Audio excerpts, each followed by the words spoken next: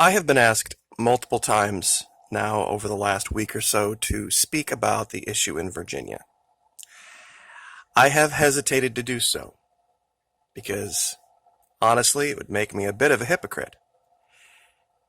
I am a big believer in states' rights.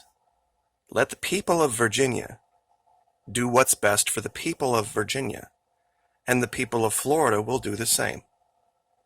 What's going on in their state is their business, and it has nothing to do with us. Now, it does have larger ramifications, that's true. But it goes to something that I have spoken about before, and I'm sure a lot of you are not going to like what I have to say about this. People of Virginia, you did it to yourself.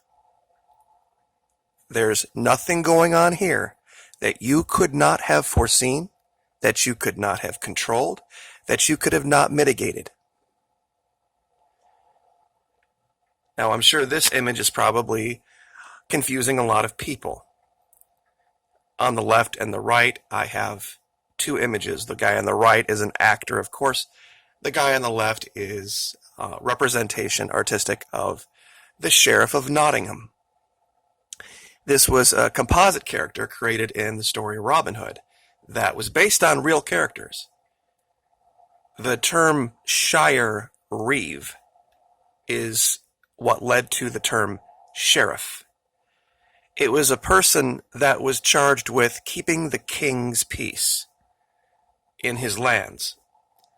And he was basically kind of a judge and what we would classically understand a sheriff to be, to handle small civil matters in limited areas. There were multiple sheriffs. Usually in the case of England, it was a couple of counties.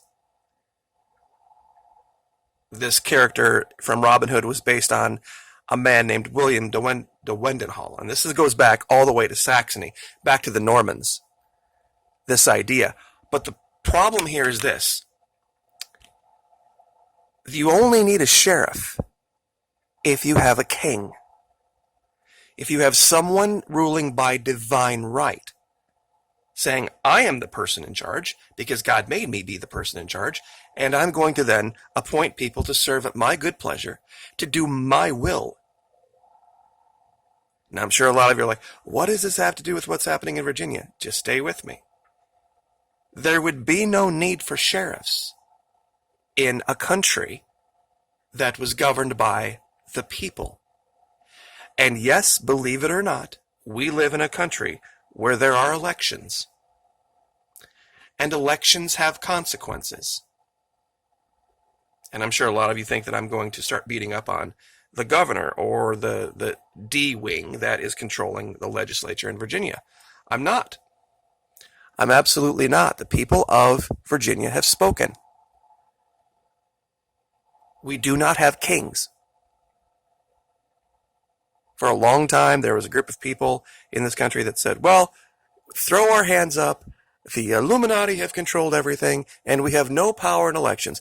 And that was great, all the way up until the time that the current president was elected. Then all of a sudden, there was this disturbance in the force, and we have spoken, and we have a man of the... And since that time, there have been more gun restriction laws passed across this country than at any time in the past. Think about that. This is a website I'll give you. It's called historyoflaw.co.uk/sheriffs in Norman times. And it will talk about this. It will tell you where the term sheriff comes from. See, the reason we have the situation we do in our country now is because we have a throwback type of system. See, if we had actual, real, standing militias for security, which literally is what is said in our Constitution is to be the case. A well-regulated, meaning well-trained, militia being necessary for the security of a free state, meaning one not under a king, the right of the people to bear our blah, blah, blah, blah, blah, blah, blah. See, nobody likes to read that for what it really means. There would be no need for sheriffs, no need for deputies. The only thing there might be a need for is a state police force just to monitor the highway system, the federal highway system. That would be the only exception to that rule. Everything else should be handled by local militias. It's not, is it? Now, a lot of you are having a problem with this man. This is the governor of Virginia, Ralph Northam. And yes, he is a veteran. He is a graduate of the Virginia Military Institute. He is a trained soldier, a United States Army major that served in the Gulf. So he knows a little bit about the right and wrong way to operate a security force. Probably second only to West Point, and some would even debate that in difficulty of completion, VMI. These cats that come out of VMI are no joke. They are top-notch professional soldiers. The best of the best have come out of VMI. And like I said, maybe only West Point might be able to say that they have that many. Now, this is where I lose a lot of people. And I'm speaking to those listening to me who are servicemen, who've been through the training. Let me ask you a question, and I want you to think about it critically. Remember day one? Getting off the bus? Did they just hand you a loaded weapon and say, hey, see them targets we got set out there in the field? See how good you are. Is that what they did? Was that the way a professional military force operated? No. Of course they didn't. That would be a very bad idea, handing weapons to a bunch of untrained, selfish individuals with varying degrees of experience. That's a bad idea, isn't it? It's a bad idea for the military. It's a bad idea for a militia, too. An incredibly bad idea with no training. So then you would assume then day one they started training that, right? Of course they didn't. What did they do day one? The first thing they taught you to do was follow an instruction, a simple instruction, the right way the first time. And if you didn't, a great deal of stress was introduced into your life. Learn to follow instructions the right way the first time. The simple things, the tiny things. Pick up your bag, set it down, take this out, take that out. You don't do it right? Absolute nightmare. Dealing with stress from multiple directions at once while maintaining your composure. Training. This was week one. See any weapons anywhere? Nope. Because training requires something more. Putting past your own discomfort to achieve a goal, to achieve a group goal. Doing things as you were instructed, regardless of whether they are comfortable for you or serve you personally or not. People of Virginia, this is your problem. You have taken one tiny half of a line out of one document from 250 or 300 years ago, and you have misconstrued it to mean that our founding fathers thought every individual, selfish, self-involved person had a right to a complete military-level armory. It says nothing of the sort. Physical training, physical exercise, pushing past your own limits to find new ones. As a team, as a group, working together for the betterment of all. That evil, terrible, horrible socialism thing is coming up again. Military is the greatest socialist experiment out there. Still see any weapons? No, you don't. You absolutely don't.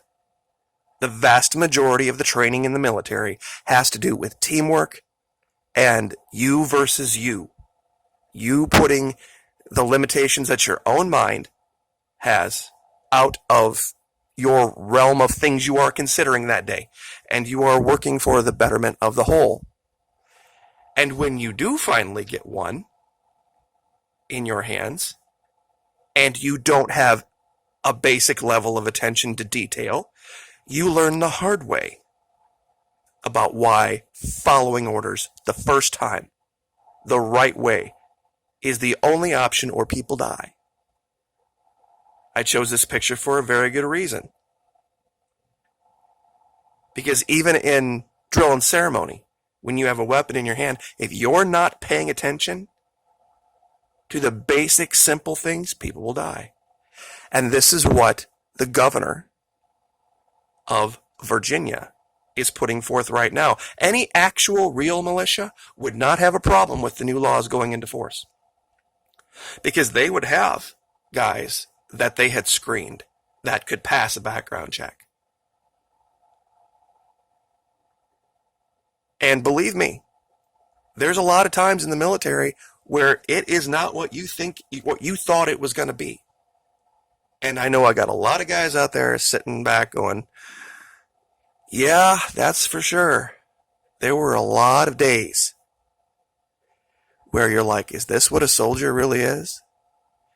But you see, there's a reason the vast majority of the Fortune 500 companies seek out guys who have made it in the military. Why? Because they have all of those things. What are all of those things?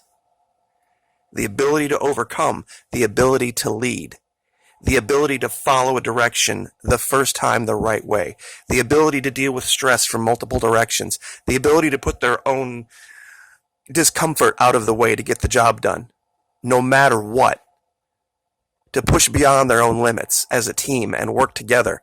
These are the things, and attention to detail, that makes soldiers what soldiers are. And these, what so-called self-labeled militias in Virginia, are nothing of the sort. This is what you get when you have a king. Elections have consequences, and this guy's going to absolve himself of all of it. Golly, just not what I thought would happen, and oh my goodness, it's happening again. Just like it did here in Florida, literally 5 seconds after this guy ceded his throne. Elections have consequences. People of Virginia, I am sorry you're having to deal with it. But you did what you did. You had a chance to make your militias be a part of your community, to train properly your militias, and you didn't. That's why your governor has said what he said, and that's why your legislature has done what it's done. It's just the way it is. Like, share, subscribe.